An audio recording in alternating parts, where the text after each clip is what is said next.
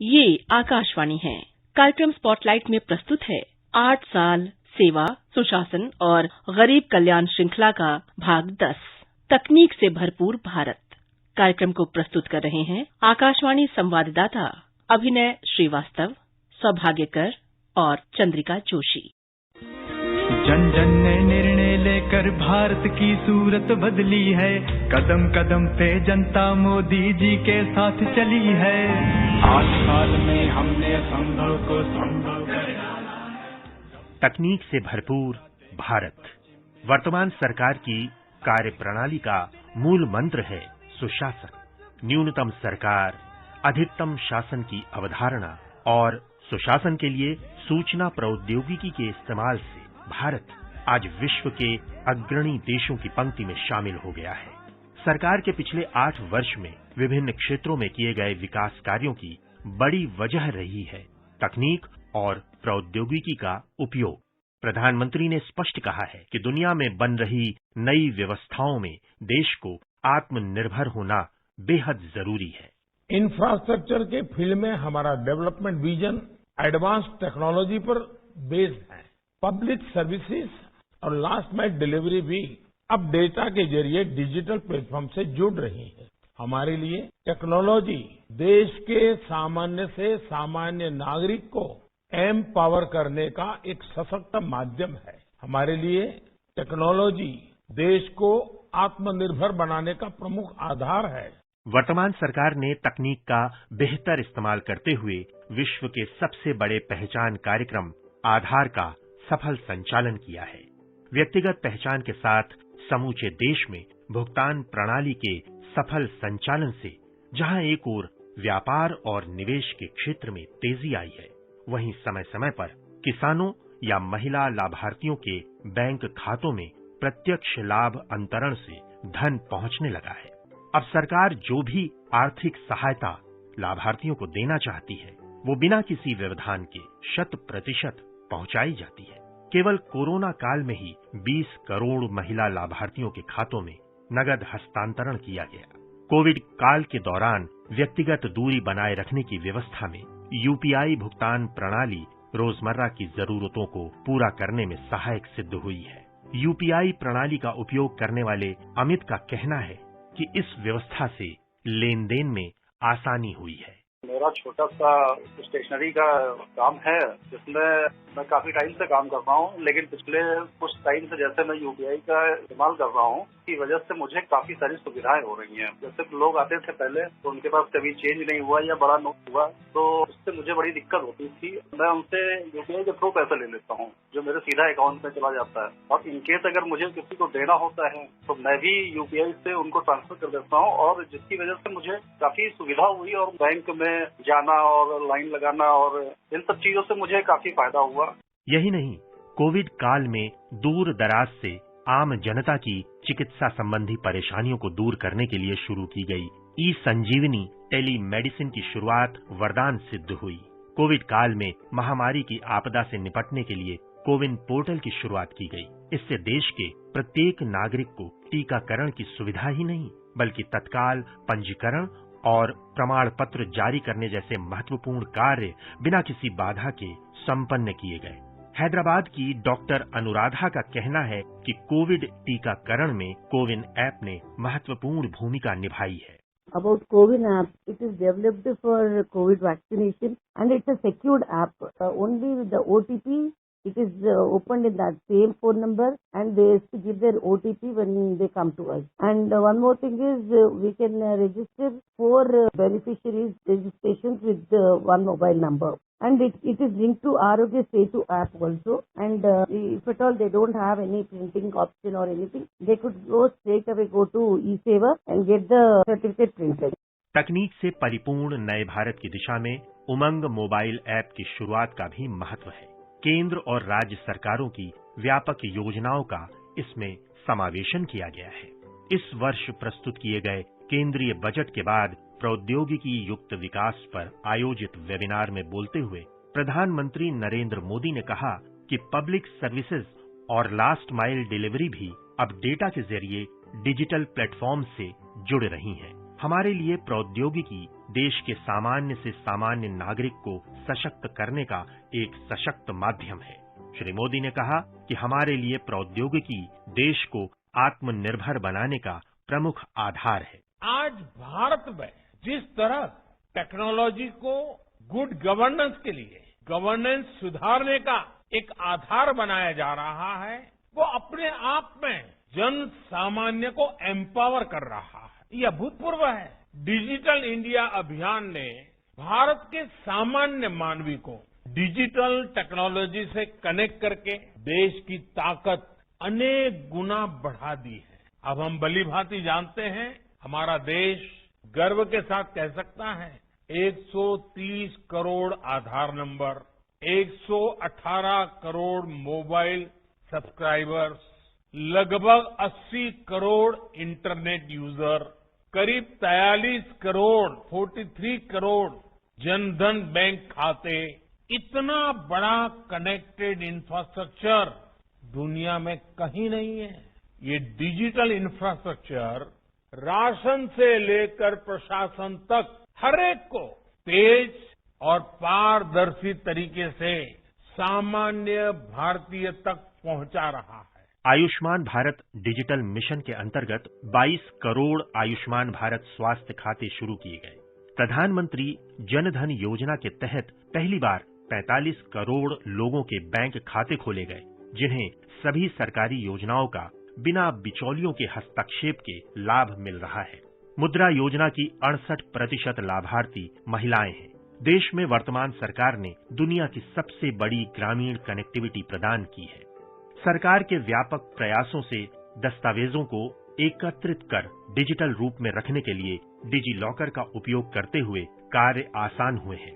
2021-22 में digi locker में करीब 506 करोड़ दस्तावेज जारी किए गए। पेंशन भोगी लोगों की सुविधा सुनिश्चित करने के लिए सरकार ने जीवन प्रमाण पत्र डिजिटल प्रमाण पत्र DLC की शुरुआत की। ये वरिष्ठ नागरिकों के लिए बड़ी राहत लेकर आया। इन 8 सालों में भारत में संचार क्रांति छाई है, जगह जगह इंटरनेट और हर हाथ UPI है। किसानों को फसलों का सही दाम पाते देखा है और महिलाओं को उनका सम्मान पाते देखा है। सरकार का प्रयास है डिजिटल भारत, आत्मनिर्भर भारत। ऑप्टिकल फाइबर का जाल बिछाकर सुदूर क्षेत्रों को आपस में जोड़ना भी सुशासन की दिशा में मील का पत्थर साबित हुआ है। डिजिटल लेन देन प्रक्रिया को भीम ऐप ने आसान बनाया है। आज डिजिटल लेन देन में भारत विश्व में अग्रणी स्थान पर पहुंच गया है।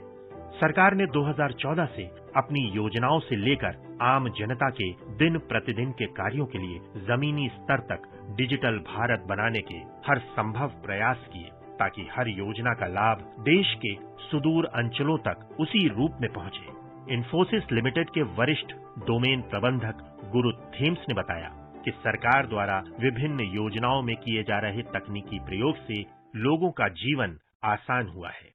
Two of the schemes which I would like to point out is DBT and Digital India. DBT scheme prevents fraud and promotes accountability in subsidy distribution. It helped in distribution of subsidies to the deserving applicants living below the poverty level. Ever since DBT is implemented, it brought in more transparency and productivity. Second one is Digital India.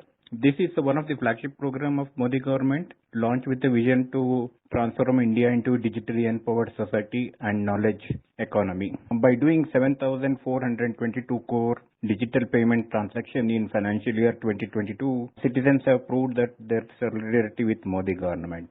देश में 68,000 से ज्यादा startup है। Startups ने वर्ष 2016 से 6 लाख से अधिक नौकरियां दी हैं। वर्ष 2021 के दौरान 44 से अधिक यूनिकॉर्न जोड़े गए हैं। अप्रैल 2022 तक 15 और यूनिकॉर्न जोड़े गए हैं। देश में अब 100 यूनिकॉर्न है। आकाशवाणी से बात करते हुए नोएडा में स्टार्टअप के संस्थापक सुब्रत कार ने कहा, बहुत सारे ऐसे स्कीम्स एंड इनिशिएटिव्स जो गवर्नमेंट ने लिए जिससे स्टार्टअप्स को भी फायदा नहीं हुई है, but MSME the entire business community को भी फायदा हुई है। और खासकर जो न्यू एज एंटरप्रेन्योर लोग हैं, जो लोग न्यू इकोनॉमी में काम करते हैं, आई थिंक डिजिटल इंडिया की पुश के वजह से इस टाइप की जो न्यू बिजनेस मॉडल बेस्ड जो जो स्टार्टअप है उनको काफी फायदा हुई है। चाहे आप इंडियन डिजिटल पेमेंट्स की बात करें, यूपीआई की बात करें या तो आधार एनेबल्ड सर्विसेज की बात करें, सबको ही फायदा हुआ है। सरकार के कार्यकाल के 8 वर्ष में सेवा, सुशासन और गरीब कल्याण की राह प्रौद्योगिकी के इस्तेमाल से भी जुड़ी है। तकनीक के बेहतर इस्तेमाल के लिए सरकार ने अनेक प्रकार के विकल्प प्रस्तुत किए हैं। देश में घरेलू इलेक्ट्रॉनिक उत्पादन के लिए सरकार ने PLI योजना के तहत 40,995 करोड़ रुपयों का आवंटन किया है। वर्तमान सरकार के अथक परिश्रम का ही परिणाम है कि रिकॉर्ड संख्या में अंतरिक्ष अभियान संचालित किए गए हैं। 2014 से पहले प्रतिवर्ष किए जा रहे अंतरिक्ष अभियानों में करीब 2 गुनी बढ़ोतरी हुई है। एक PSLV उड़ान से रिकॉर्ड 104 उपग्रहों का प्रक्षेपण किया गया। स्वामित्व योजना के अंतर्गत ड्रोन के प्रयोग से जमीन की पैमाइश का कार्य सफलतापूर्वक किया जा रहा है। कोविड महामारी के दौरान ड्रोन के इस्तेमाल से आवश्यक दवा तथा अन्य सामग्री का परिवहन सुनिश्चित किया गया है। किसानों की सहायता के लिए सरकार के लगातार प्रयासों में किसान रथ मोबाइल ऐप भी शामिल है, जो किसान, उत्पादक संगठन और व्यापारियों को अपने उत्पादों की ढुलाई के लिए वाहन किराए पर लेने की सुविधा देता है। ये हिंदी और अंग्रेजी सहित 10 भारतीय भाषाओं में किसानों का सहयोगी है। किसान रथ मोबाइल ऐप में 5,84,000 किसान, किसान संगठन, सेवा प्रदाता और व्यापारी पंजीकृत हैं। केंद्रीय कृषि और किसान कल्याण राज्य मंत्री कैलाश चौधरी ने कहा कि किसान रथ मोबाइल ऐप के जरिए किसानों और व्यापारियों को काफी लाभ मिला है। किसान रथ ऐप के अंदर लगभग 5.5 लाख ट्रक्स और कस्टम हायरिंग सेंटर जुड़े हुए हैं और हम आने वाले समय में इसमें और संख्या बढ़ाने जा रहे हैं। इस ऐप से हमें कई तरह के लाभ होंगे। इससे व्यापारी को भी लाभ है, किसान को भी लाभ होगा और ट्रक के ड्राइवर को भी इससे लाभ होगा और ट्रांसपोर्टर्स को भी इससे लाभ मिलने वाला है।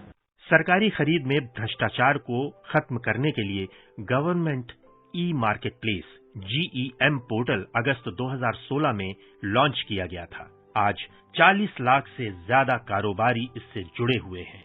वाणिज्य और उद्योग मंत्री पीयूष गोयल ने कहा कि जेम दुनिया में सबसे तेजी से बढ़ने वाला सरकारी ई-मार्केट प्लेस है। जेम का लाभ government e-marketplace and it's truly a GeM.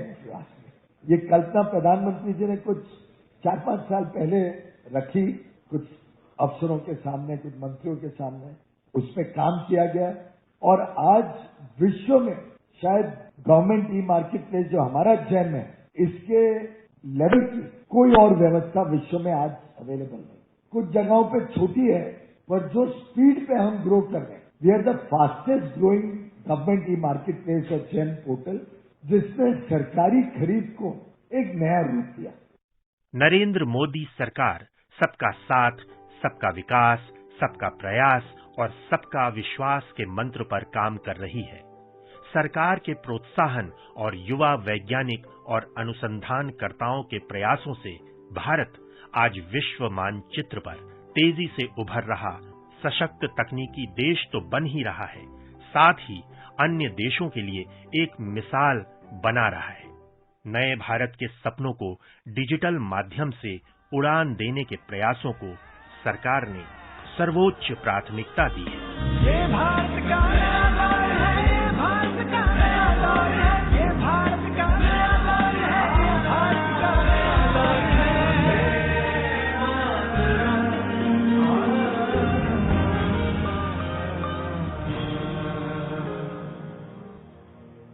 अभी आप सुन रहे थे 8 साल सेवा, सुशासन और गरीब कल्याण श्रृंखला का भाग 10, तकनीक से भरपूर भारत।